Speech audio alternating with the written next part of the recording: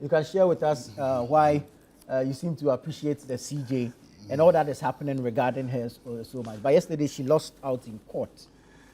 Thank you very much, and thank you to all your listeners. And let me say a special thank you and good morning to my students. The undergraduate students at Legon have returned, and they returned from their long vacation, and it's good to see them. Others, I think, sorry, I'm so nervous. There are some few things that I don't know about my position on this CJ. And I think that rehearsing them, talking about them, will not help. But it will also help refresh. I want my position to be known so that nobody out there thinks that I'm being hypocritical or not. Right. I've said she's a goner. I've said everything is done, everything is said, it's a motion. I've said it is a political process. I said I've just been masquerading as a judicial or legal process. I've said she's gone.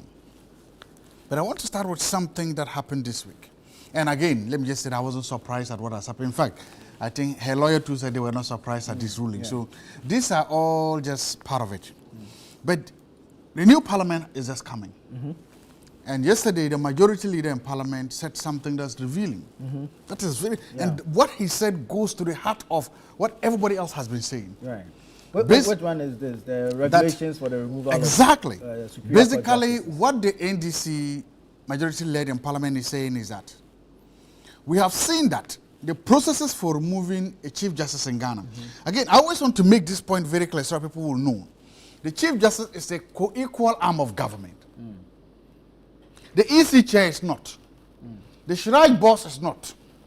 The boss for the Auditor General is not. They are not co-equal arms of government. The Chief Justice is. Here is the NDC themselves. The majority leader of government business are saying that the process for removing the Chief Justice is so simple. The process for removing the Chief Justice is so easy. The process for removing the Chief Justice is like chicken change. It's just like it's not sufficient, it's not difficult. So anybody based on any whims or cap prices, it doesn't even matter the strength or otherwise of a petition or allegation against you. It's so simple, it's so fast, it's so easy, and it's so lazy.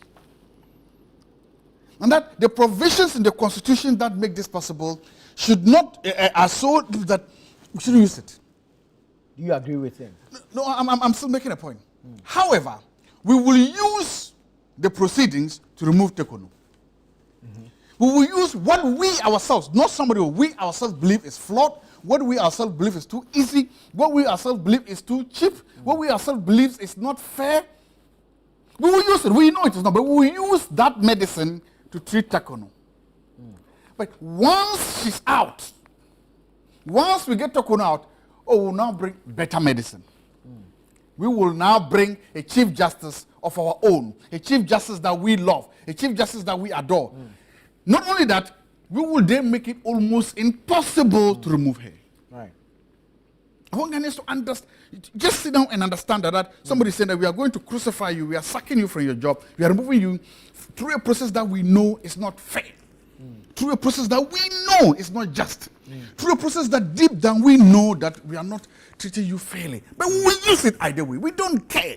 We don't give a damn about what it does to you. We don't give a damn about what it does to our judiciary. But that medicine we will not use on our own. That when it is time, when you go out, we have some majorities in parliament, we will bring our chief justice.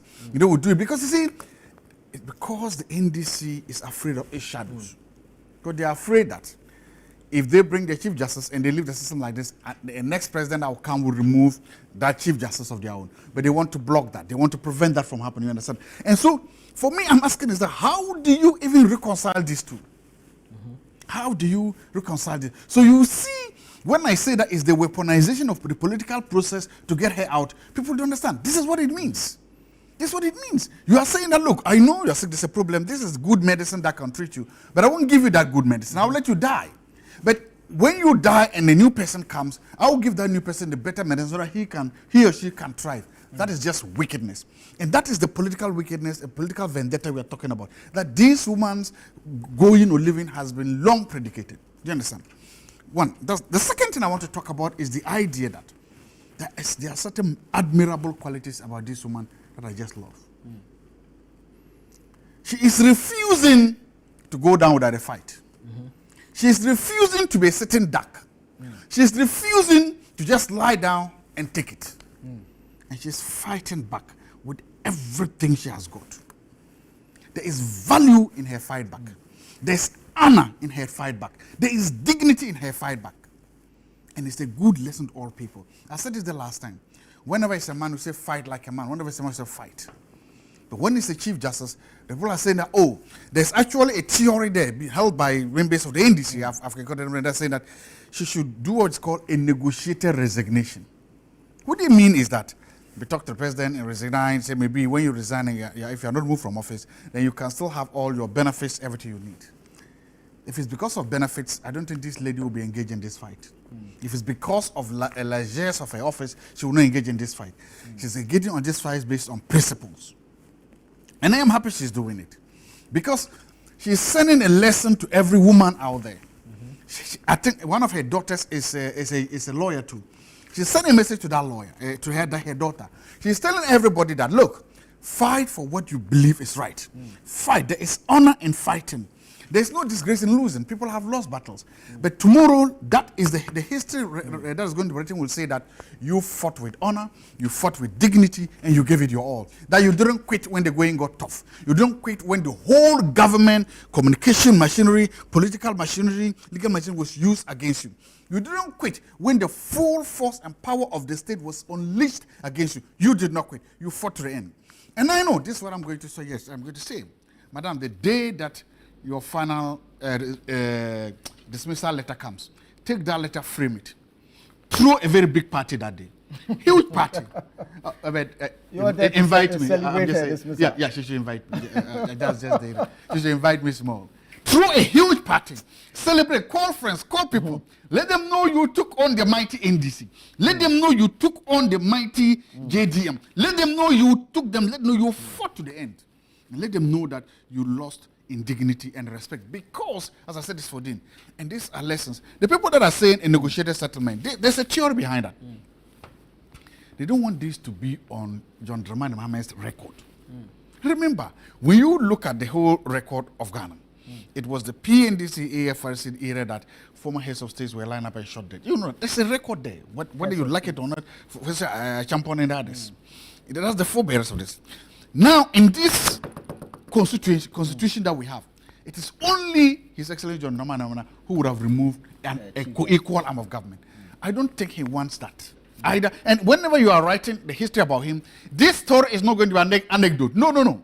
It's not even going to be, it's going to be a full chapter. Right. History will forever write this as a chapter. So I think there are people that are also looking to history and say, we don't want this to be on John Dramani Mohammed's record. So, but if she resigns, then it won't be on her record. Right. And that is what, so, as I said, there are people in this who are looking forward and say, look, you are doing one term, you'll be a statesman soon. You don't want this on your record. But then there are also the hawks that are saying that you should go forward. Madam, fight to the end, keep fighting to the end. As I said, there's honor in your fight, there's dignity in your fight, there's value in your fight, and it's a good lesson. Very well.